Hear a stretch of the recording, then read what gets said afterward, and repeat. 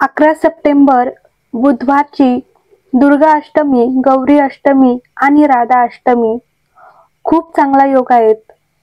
बुधवारी अष्टमी तिथी आहेत. राधा अष्टमी, दुर्गा अष्टमी आणि गौरी अष्टमी पण आहेत. बुधवारी शिवमहापुराण कथा सांगते.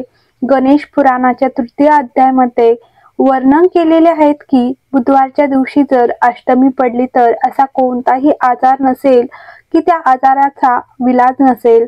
एक हिरव्या मुगाची वाटी भरून त्यावर एक गुळाची वडी ठेवावी.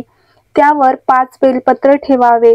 ज्या व्यक्तीला खूप मोठा आजार आहेत, कॅन्सर सारखा आजारही असेल, किडनी, लिव्हर जेही त्या व्यक्तीचे खराब होत असेल, कोणतीही तकलीफ असेल, फक्त एका वाटीत मूग घेऊन त्यात गुळाची वडी ठेवून आणि 5 बेलपत्र ठेवून बुधवार आणि अष्टमी तिथी, राधा अष्टमी पण आहेत आणि दुर्गा अष्टमी पण आहेत, ज्या दिवशी गणेशाने एका राक्षसाचा संहार केला होता आणि कश्यप ऋषींनी त्यांना दुर्वा दिली होती, ती अष्टमी आहेत.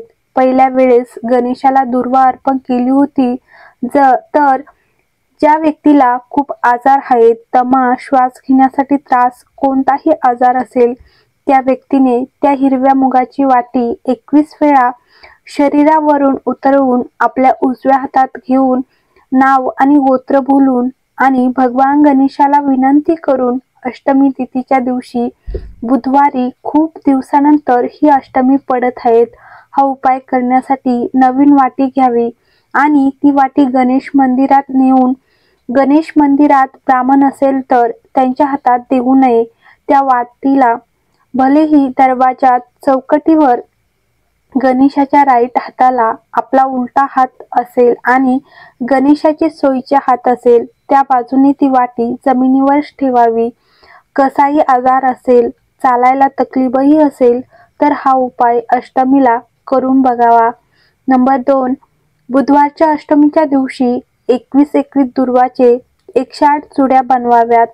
एक्झामला बसत असेल, पास होत नसेल, तर नोकरी लागत नसेल, खूप सारे इंटरव्ह्यूही दिले असतील तर 21 दुर्वाचे 108 जुड्या बनवाव्यात आणि त्या दुर्वाची माळा बनवावी आणि देवीच्या मंदिरामध्ये माता जगदंबा, जिथे शंकर, पार्वती, गणेश पूर्ण परिवार विराजमान असेल, अशा देवीच्या मंदिरामध्ये गणेशाच्या गळ्यामध्ये ती माळा अर्पण करून यावी.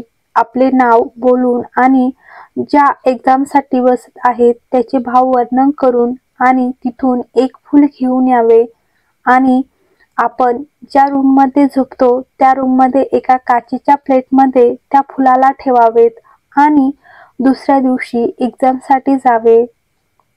आपल्याला त्याचे फळ अवश्य मिळेल. दुर्वा सुखाचे अनुभव करते. नंबर 3, बुधवारच्या दिवशी दुर्गा अष्टमी आहेत, राधा अष्टमी आहेत, गौरी अष्टमी आहेत. ह्या तिन्ही अष्टमी बुधवारच्या दिवशी पडत आहेत.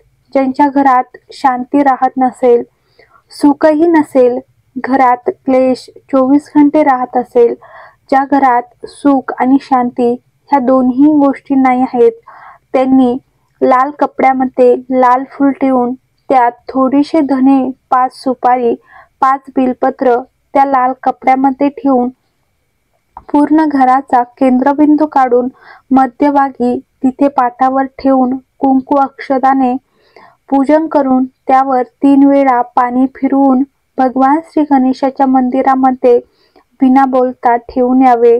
त्यांच्या घरामध्ये कधीही क्लेश होणार नाही. सुख आणि शांती ह्या दोन्हीही प्रवेश करतील.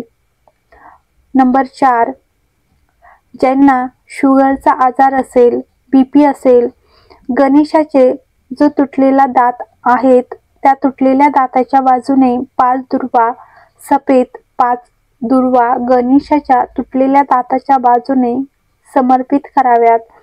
बुधवारच्या अष्टमी तिथीला दुपारी ठीक 12 वाजता अर्पण करून 5 मिनिटांनंतर उचलून घ्याव्यात. रिकाम्या पोटी एक दुर्वा खावीत. आपली शुगर आणि बीपी लेवलमध्ये मिळेल. नंबर 5, ज्या पती पत्नीमध्ये दरार पडली असेल, कोर्टामध्ये केस पोहोचली असेल, तलाकपर्यंत गोष्ट गेली असेल आणि दोघांनाही मनापासून जुळवायचे असेल, एकमेकांसोबत राहायचे असेल, तर केवळ बुधवारच्या दुर्गा अष्टमीच्या दिवशी भगवान शंकराचे शिवलिंग बेलाच्या झाडाखाली बनवावेत आणि सोबत शेणाचे श्री गणेश बनवावेत आणि एक छोटीशी बिंदीसारखी एक भेली ठेवावीत, शेणाची ठेवावीत. ह्या तिन्ही स्वरूपांचे पूजन प्रेमाने चंदन, अक्षत, कच्चे दूध या तिन्हीवर अर्पण करावे. मग तिन्हींवरही अर्पण करावेत.